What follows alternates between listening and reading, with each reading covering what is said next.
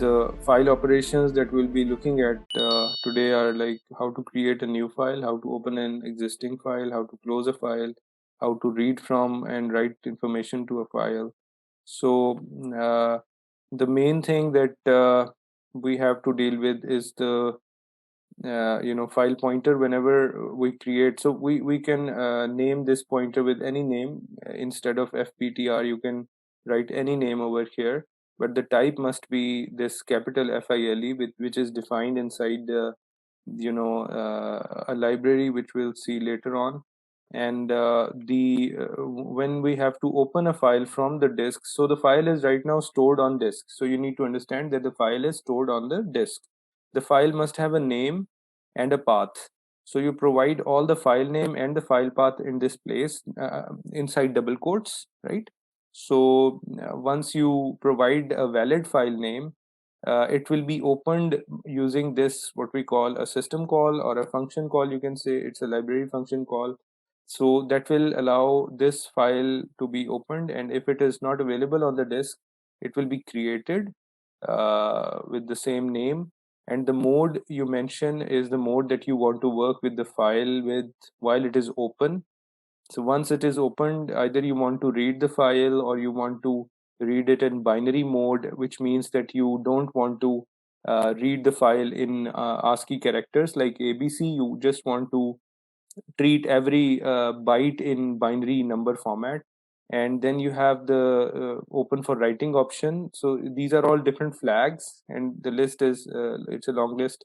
A is for appending. So if you want to append data at the end of the file without worrying about the previous information inside the file, you can use the A option, and so on, right? So all of these flags together or one up, or selectively, you can write them over here inside this area. And these are two examples of, like, here you can see they have mentioned a path. And by the way, the backslash option is, since it is used for what we call the modifier thing, where we backslash n. So if you want to insert a new line, you write backslash n. So this is something that the compiler understands as something else. So if you want to pass a slash to fopen, you will be writing double slash, because if you had written only one backslash and n after that, that would take it as a new line command to the compiler. But you don't want to do that, so you want to send a single backslash to the fopen um, system call. And in order to do that, you can write double slash, right? So okay, so these were the examples for that. And then you if you want to close the file, you use the same pointer that you created. And by the way, the pointer will be returned over here, right? So the return value of this fopen will be ptr. That ptr will be mentioned or received by the fopen to us using this fptr. So we'll be writing fptr equal to fopen. So our fptr will be populated with the correct pointer value, which the opened file will be. So now our file has come from the hard disk to, and let me give you a theoretical perspective to this as well. So what happens is, that your file was located on the surface of the disk, and that file had some path and then some name, right? So dot, let's suppose, txt. So that was your file. But now when you have used the fopen thing, so fopen has actually brought this file from this location to a location inside memory, right? So now this file has arrived inside memory, and you need to know the starting address of this location of memory, and that address you will find in what? fptr, right? So you need to have this thing in mind, because this is the course where you need to develop this concept, that this file is coming from the hard disk into the memory. into an address that will be returned to you, and we call it, because it's an address, we can use star fptr to go back to, sorry, you can say that this location is star fptr, right? If this is fptr, the value of fptr, this will be the data pointed to by fptr, right? So this we covered in the last lecture, the pointers thing. So once you have opened the file successfully, you can write to the file. How? And by the way, this is the example that we actually, it's a good thing that we should just copy paste it and run it. So once you and actually let me go to the node text editor to this is our code. And in the code, what the first thing that we did is we defined a pointer. So you can name it any, like you can call it my fptr as well, right? So you could, then you will be writing my fptr equal to fopen, and you will write the name of the file. So if the file is not available, and by the way, the location from where we'll be running lab4.c, for example, I'm saving it in desktop.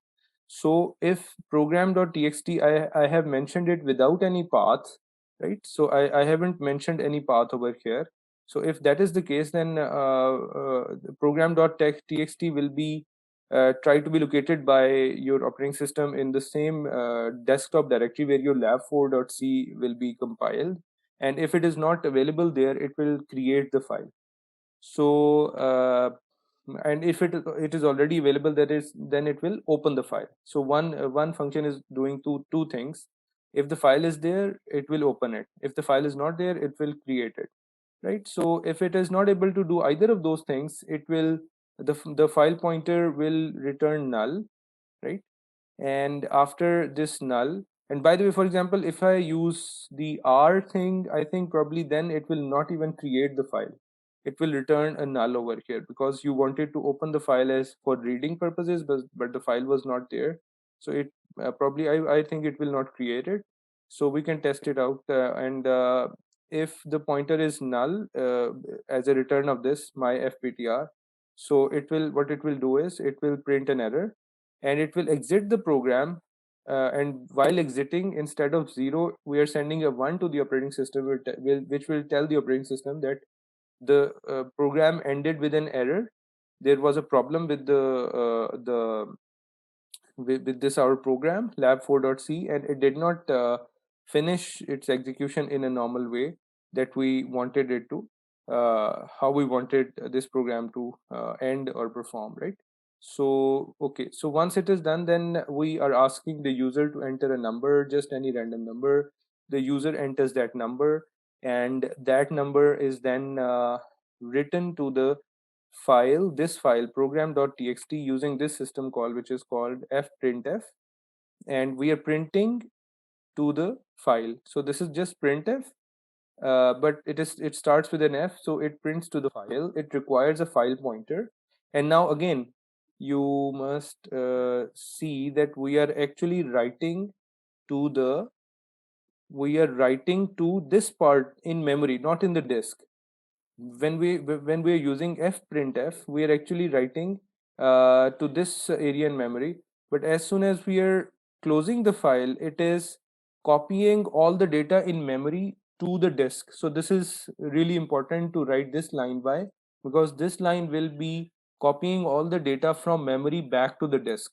So if we omit that, it is not going to happen. So yeah, that's about it. And that is return 0. As you know, we've been writing this, which tells the operating system that the program ended successfully, there was no error. And let's run this.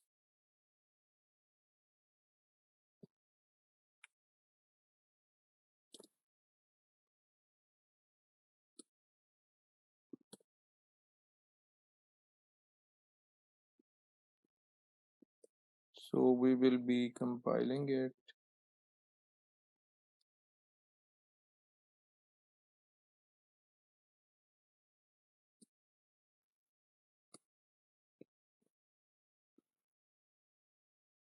So it asks us for a number. So let's say that I enter this number, and now we go and try to look for the file that we think should be created on desktop. So we go to desktop, and here we can see that program.txt is here. If I had shown you this folder before, you would have seen that there was no program.txt. Actually, you can see that no, you cannot. So program.txt now has, you can see that it has the number that we entered in the while our program was running, and our program took this number and wrote it on inside this file and saved this file, right? So let's go back to this file, and so the second part of this task would be that you were you would want to read from the text file. So we did not read from this text file. So if you wanted to read from this text file, you could use this command, which is fscanf fptr, and then the numbers. So let's do it in the same program without creating a new program. So I'll be using the same program for this. So while I understand at this up to this point this this number was actually written inside the file, I don't need to re-verify it. I can go on and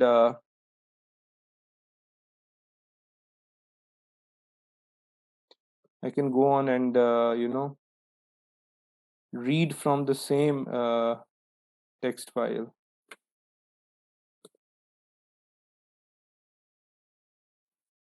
So the first command, this command is just like scanf, but it is scanning from the file. So it is reading from the file. From which location? From my fptr, which is associated with the same file, which is still open because we haven't closed it. I have pushed the close command downwards. So my fptr comma %d is the format specifier because we are trying to read a number. So we will be storing it, and let me create a new number. So this is new number. So I'm going to store this in new number, and I'm going to display the value of this number n, and let me call it new n. Is it's the same n, but it is, we are retrieving it in a new way. So yeah, so we can get rid of this. So yeah, so one thing which is different in this method is that you, while you're opening this file for reading only, you will mention a R flag, which will be just for reading. And if, again, as I said, that if this fopen is unable to open the file, for example, the file does not exist for reading only, that it will return null because it was not there. So you will printf that error opening the file, right? So this is the only thing that is different. So you can run the separate program separately and the other reading program to verify this. So now we say that the new number is this number that we have just read from the file.